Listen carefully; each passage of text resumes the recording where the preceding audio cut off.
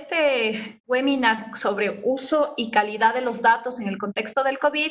yo voy a hablarles un poco de los datos personales en el estado de excepción. Y para el efecto, vamos a ver qué nos dice el Decreto Ejecutivo 1017 de 16 de marzo de 2020.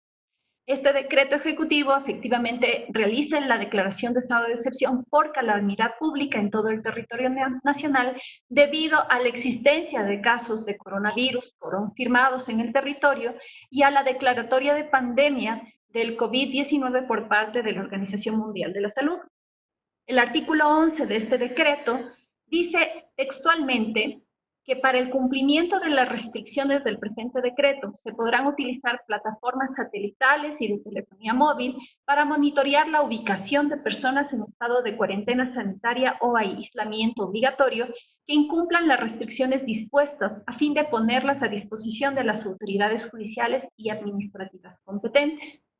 Este mismo decreto ejecutivo también señala en su artículo 2 que las distintas instituciones del Estado deberán coordinar esfuerzos en el marco de sus competencias con la finalidad de ejecutar acciones para mitigar efectos de coronavirus en el territorio nacional y de garantizar el acceso efectivo a los derechos de las personas. Voy a tomar un poco de las palabras de Mauricio hace un momento, en el hecho de que es fundamental que cuando uno trabaja con datos, ya sea porque los analiza o los procesa, ya sea porque los recopila o los almacena, o ya sea porque, como en el caso de la Dirección Nacional, controla la interoperabilidad.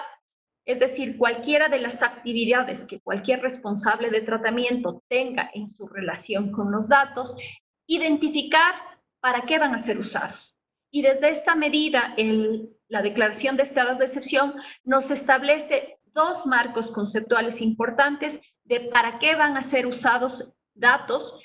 en la interoperabilidad, en las plataformas, en las apps, en las aplicaciones, en todas las iniciativas que el Estado, en el ejercicio de las competencias institucionales de cada uno de los actores,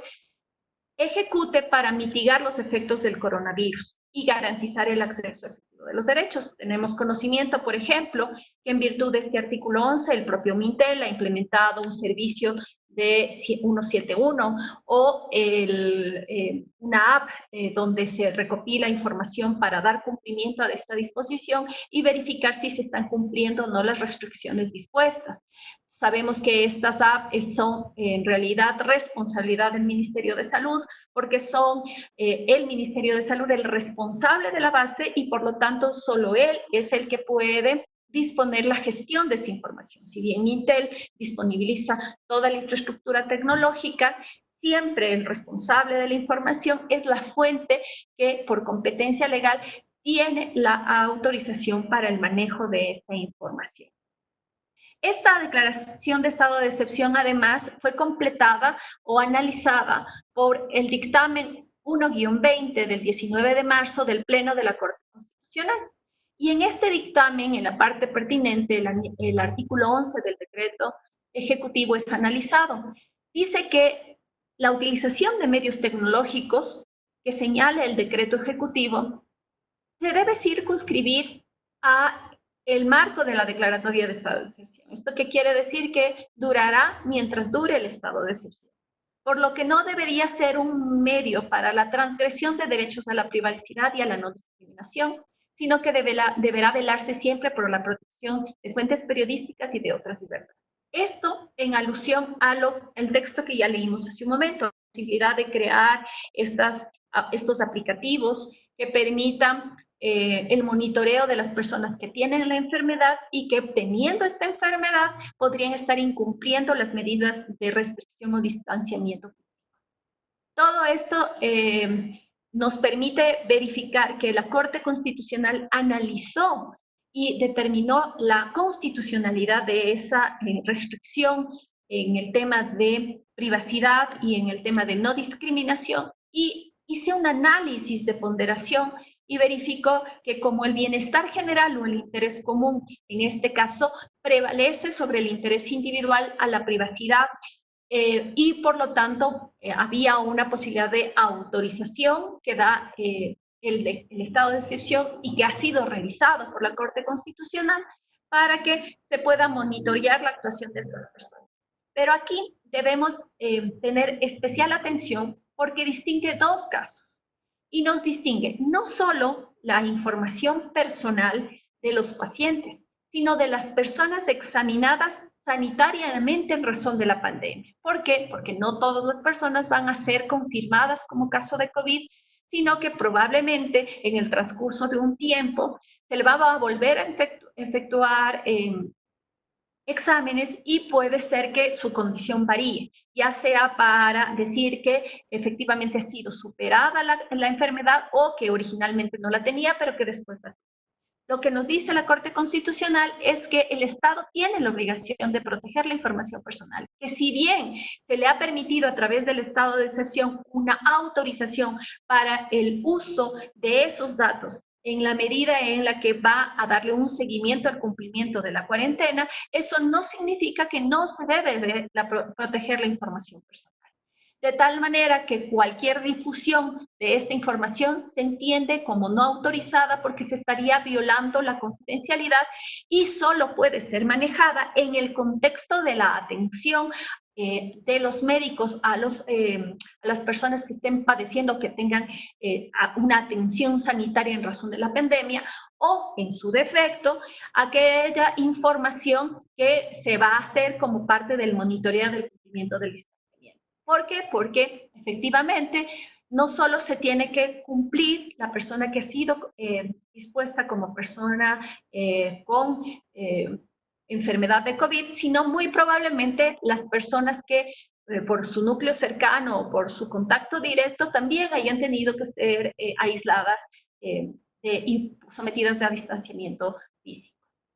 Nos dice además este dictamen de constitucionalidad que estas herramientas tecnológicas diseñadas por el Estado podrán utilizarse exclusivamente sobre aquellas personas a quienes las autoridades de salud hayan dispuesto de manera específica el aislamiento voluntario u otras medidas de similar naturaleza, para lo cual las autoridades deberán informar a quienes se encuentren en esta situación de posible uso de esta medida y alcance. Como podemos ver, no solo entonces la Corte Constitucional hace una interpretación mucho más grande de lo que consta en el decreto, porque no solo está permitido entonces la recopilación de estos datos de salud para las personas enfermas o con sospechas de enfermedad, sino también para las personas que sin estarlo también tienen que cumplir el aislamiento voluntario, las medidas de similar naturaleza en virtud de que han estado en contacto con personas. Este decreto del estado de excepción se completa además con otro decreto ejecutivo, que es el 1022 del 27 de marzo, en el que se crea el bono de protección familiar por emergencia, por la presencia del COVID en el Ecuador. Y determina que el MIES es el que debe determinar las bandas de protección y establecer la identificación de los beneficiarios de dichas transferencias. Como vemos ahorita ya tenemos dos actores fundamentales en este tema, el Ministerio de Salud, y también en este caso ejemplificativo del bono de protección familiar tenemos al MIS.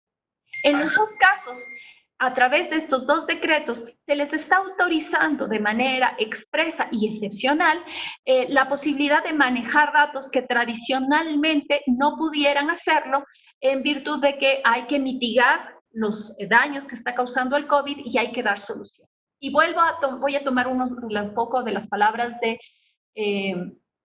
Mauricio, y es que una vez que yo sé para qué necesito el dato, el siguiente nivel es extractar el valor del dato para dar soluciones a mi problemática. Y efectivamente, la problemática detectada anteriormente, que es el cumplimiento de la cuarentena, y esta nueva problemática, que es la asignación, la identificación de a quién se tiene que entregar bonos, solo se puede hacer con datos que reflejen calidad. Y la calidad es sinónimo de transparencia. Tiene que ser un dato veraz, tiene que ser un dato actualizado, porque a la larga lo que se está haciendo con estos datos es garantizando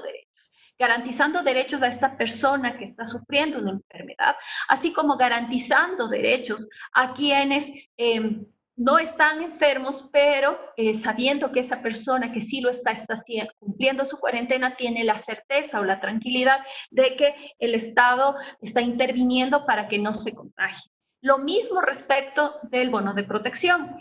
Saber que hay personas que en este momento necesitan esos recursos porque están afrontando una situación muy difícil y poder identificar de manera adecuada a los beneficiarios que requieren este apoyo de parte del gobierno y de la sociedad en general. Por eso es que es tan importante manejar el concepto de calidad del dato para dar cumplimiento a la finalidad, a lo que yo me planteé como objetivo. De tal manera que se podría lograr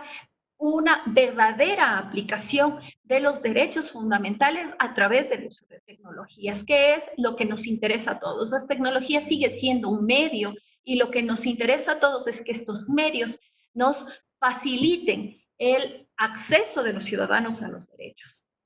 Podemos ver entonces lo que habíamos mencionado, que la situación actual en el sector público es que a través de esta declaración del estado de excepción se puede monitorear, se pueden mitigar los efectos del coronavirus, se pueden ejecutar estas acciones también de acceso efectivo a los derechos de la persona y también nos habla de que va a haber una suspensión de labores de la función pública, no de toda la función pública, sino de solo aquellos que no tienen que enfrentar la pandemia de forma presencial. Por ejemplo, son los propios médicos, enfermeras, los sectores de seguridad. Y nos hace alusión también al teletrabajo. Y el teletrabajo también almacena datos personales. Pero aquí ya no estamos en un régimen de excepción, porque lo único que dice la declaratoria de estado de excepción es que el teletrabajo va a ser la opción para poder mantener lo que sí está en la declaratoria de estado de excepción, que es la suspensión presencial del trabajo. Y ahí es donde se vuelve importante unas recomendaciones que vamos a tratar después, que es el marco normativo que nos regule la protección de datos personales en el Ecuador. El 1022, como ya vemos, hace la identificación del bono de protección familiar por emergencia. Pero ¿qué pasa con el sector privado? Aludiendo exclusivamente al decreto 1017 de declaración de estados de excepción, y no a toda la realidad que nos desborda, sino solo mirando este decreto, porque después si miramos la realidad es aún mucho masivo, mucho más grande. Dice este estado de excepción que seguirán funcionando las industrias, cadenas, actividades comerciales de alimentación, de salud, de encargados de servicios básicos, cadenas de exportación, industria ganadera, de cuidado de animales, habla de la educación, habla del trabajo, habla incluso de supermercados, tiendas, bodegas, centros de almacenamiento, expendio de víveres y medicinas, quienes no deberán suspender el servicio. Y ahí tenemos una realidad. Y la realidad es que estamos viviendo un acelerado proceso de transformación digital en el Ecuador. Eso es un proceso que tradicionalmente suele demorar porque la transformación digital requiere lo que se llama el cambio de cultura y la cultura depende de las personas y de cómo cambiamos nuestra forma de percibir el mundo. Y eso es un proceso que paulatinamente suele tener unos hitos que se afrontan de manera adecuada porque incluyen cambios de percepción, cambios de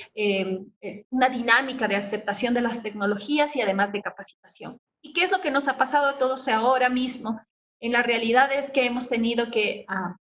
camino forzado, a esfuerzos muy grandes, aprender a usar plataformas como las que estamos ahora mismo utilizando para hacer videoconferencias, aprender a hacer trabajo colaborativo a través de medios electrónicos, saber o intentar programar nosotros mismos una VPN, una serie de elementos que no estábamos capacitados a hacer incluso con nuestros propios hijos a través de lo que es teletrabajo, saber que tenemos que subir los deberes a ciertas plataformas o saber que tenemos que hacer un trabajo a distancia y que debemos además programar nuestro tiempo, tener una planificación. Todas estas son destrezas o herramientas que tradicionalmente no las usábamos y que ahora hemos tenido que aprenderlo a pasos forzados. Pero ¿qué nos involucra? Que también ahí se están recogiendo una serie de datos y una serie de datos de comercialización, por ejemplo, datos de identificación, datos de adquisición, que son, por ejemplo, la tarjeta de crédito, las cuentas de transferencia, datos bancarios, datos de niños, niñas y adolescentes, datos de oficina. Y todo este marco nos identifica que en el gobierno de datos, como señalaba en la anterior intervención Mauricio, hay que distinguir de qué datos estamos hablando. Si si estamos hablando de datos que son propios de las instituciones públicas y privadas en las que trabajamos, o si son datos personales míos, o si son datos personales de nuestros clientes o de nuestros usuarios, dependiendo si son instituciones públicas o instituciones privadas, si son datos de aquellos que se consideran financieros, que no necesitan necesariamente una vinculación a la persona, y cada uno de esos datos tiene su propio tratamiento, su propia importancia, su propio generador de calidad, su propio manejo. ¿Qué nos interesa a nosotros? Nos interesan los datos personales. ¿Por qué? Porque de toda esta cadena o de toda esta tipología de datos que existen, los datos personales son considerados por la Constitución ecuatoriana datos que deben ser garantizados a través de un derecho fundamental, que es el derecho a la protección de datos personales. Entonces, si bien hay otro tipo de datos, son datos de secreto industrial, de carácter intelectual, datos, los propios algoritmos de los softwares, una serie de otros datos. Solo los datos personales son aquellos que están considerados en el 66 numeral 19 de la Constitución como derechos fundamentales. Y es un derecho fundamental porque nos representa a nosotros mismos, somos nosotros mismos, es nuestra manifestación en el mundo digital. Y por eso es importante una protección. Y esa protección actualmente nosotros solamente la tenemos a nivel constitucional. Si bien tenemos normativa de interoperabilidad en el Sistema Nacional de Registro de Datos Públicos, sabemos que en la parte de la interoperabilidad, que es el intercambio de fuentes, está la DINERRAD, que es la dirección de nosotros trabajamos, autoriza el cruce de información entre instituciones públicas. También sabemos que es responsabilidad de las fuentes el cuidado, el manejo, la protección de esos datos, porque no todos los datos pasan por la interoperabilidad de una base de datos. Solo ciertos datos pueden ser consumidos por otras instituciones para su transaccionalidad, pero no todos. Por ejemplo,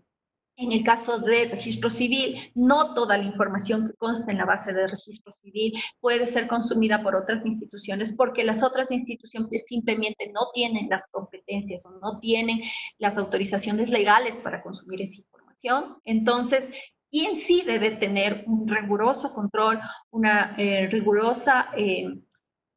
manejo de la información es la fuente, porque solo ellos saben cómo están almacenando, cómo están guardando, cómo son las medidas de seguridad y que se están implementando?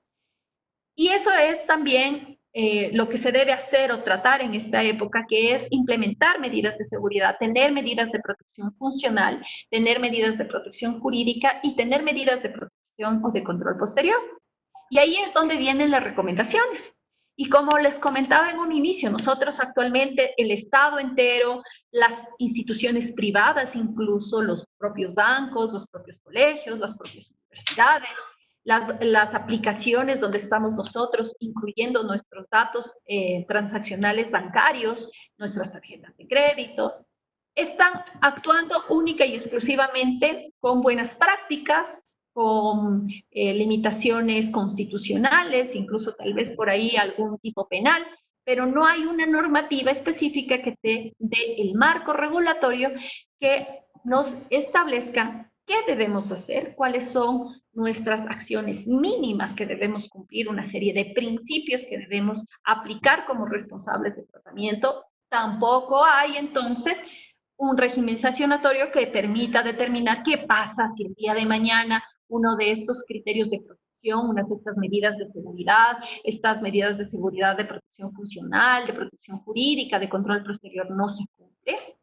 Y en este instante, un poco mi presentación iba dirigida nuevamente a impulsar la ley que ya está, el proyecto de ley que ya está presentado en la Asamblea, que está esperando el primer debate en la Comisión, porque en este momento en el que el Ecuador está yendo a un proceso está ya montado en el proceso de transformación digital obligado, es imperante, urgente, el dictar esta ley de protección de datos, porque a través de ello vamos a poder lograr proteger a las personas, reactivar la economía, podemos tener una clara responsabilidad de las fuentes para que las fuentes sepan qué se puede hacer con los datos y qué no se puede hacer, que se puedan fortalecer las medidas de seguridad. No dudo que actualmente todos nosotros nuestra buena fe y nuestro buen ejercicio, entidades públicas o privadas estén haciendo un esfuerzo para mantener medidas de seguridad. Pero al implementar una ley de protección de datos vamos a fortalecer esas medidas de seguridad, a fortalecer esas medidas de protección, porque además vamos a todos caminar hacia un mismo objetivo, que es el objetivo que nos plantea esa propuesta normativa, y a mejorar también las medidas de control posterior, que ya no van a ser mis propias medidas de control posterior, sino las que implemente un organismo diferente, un tercero, que va a tener la funcionalidad, que va a tener como obligación el estar vigilante. Esas instituciones existen en todo el mundo. Por ejemplo, leía hoy mismo que España había ya implementado a través de su Agencia de Protección de Datos Personales la posibilidad de revisar todos los aplicativos, todos los elementos que se han creado en esta temporada, tanto de entidades públicas como privadas, para el almacenamiento de datos y la posible apoyo a la reducción de los contagios. Primero, creo que es importante distinguir, y voy a compartir la reflexión que hizo Daniel Álvarez hace un momento, y es que los datos abiertos no son excluyentes de los datos personales. Es más, comparto la visión de que es importantísimo comenzar a tener más datos abiertos para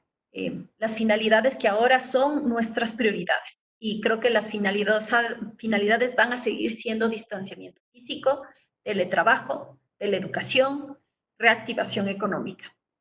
Si se me queda alguna en el tintero, pido disculpas, pero creo que esas tienen que ser nuestras prioridades ahora mismo. Y para cumplir esas prioridades hay que manejar datos, pero los datos personales no son contrapuestos a los datos abiertos. Se puede tener datos personales, como bien mencionó Daniel, con unas medidas de seguridad que son estas que él comentó, encriptaciones, anonimizaciones, de tal manera que se puede seguir trabajando con esta información valiosísima sin afectar la dignidad humana, sin determinar sesgos de discriminación, sin que haya un abuso y por lo tanto se ponga en riesgo a quien hace el tratamiento de datos. Lo que nos falta a nosotros, y eso hay que hacer un mea culpa en el Ecuador, es cambiar la cultura. Y esa cultura tiene que nacer desde los expertos, desde Miguel, desde Mauricio, desde Daniel, desde todos los que nos dedicamos a eso, que tenemos que enseñarle a la gente a que se pueden usar los datos de una manera muy positiva a través de la propia tecnología que nos permite establecer estos mecanismos de control y de seguridad.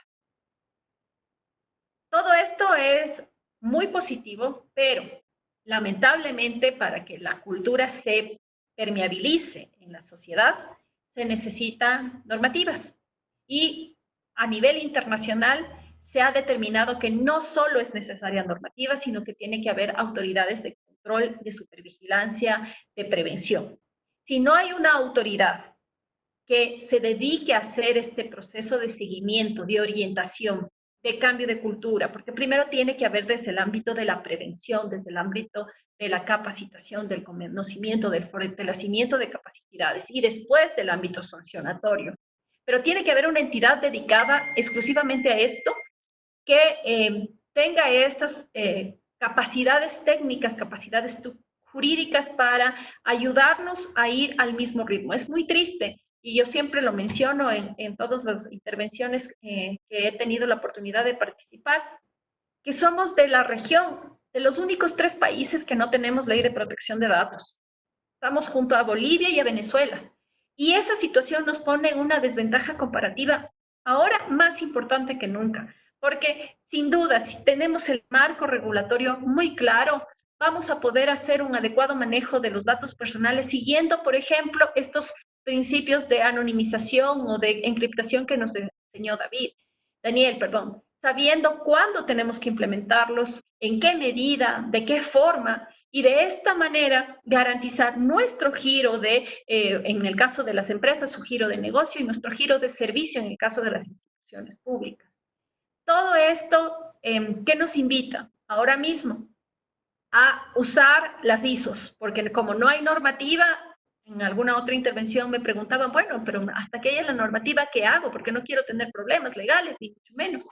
Y nosotros estamos actuando. cumpliendo directamente la Constitución, cumpliendo los estándares internacionales a nivel normativo, cumpliendo las directrices de las ISOs. Hay ISOs en el Ecuador de seguridad, hay una ISO de protección de la información, y aplicando eso mientras el legislativo nos da un marco jurídico adecuado. Dinardap. Trabajamos por sus datos.